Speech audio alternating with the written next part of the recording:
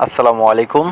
তো আজকে যে কারণে ভিডিওটা বানাচ্ছি মূলত আসলে যে মানে এত বাটপারি মানে সব দিকে যদি এত বাটপারি হয় ভাই আমরা কিভাবে চলবো? আমরা না হয় কোনো মতে চললাম, এই যে দোকানদার ভাইরা যারা আছে আমি যে প্রোডাক্টগুলো দিচ্ছি তাদের কাছে মানে তারা কিভাবে চলবে দেখেন তো। মানে যে একটা প্রোডাক্ট দেখতে পাচ্ছেন মানে এই প্রোডাক্টটার মধ্যে 50 পিস থাকার কথা। তো 50 পিস মনে করেন দোকানদার কিনবে, দোকানদারের কিছু লাভ আছে। তো এখন 50 পিসের জায়গায় যদি কিছু কম থাকে তাহলে দোকানদার কিভাবে চলবে? এই যে গুনতেছি দেখেন, 1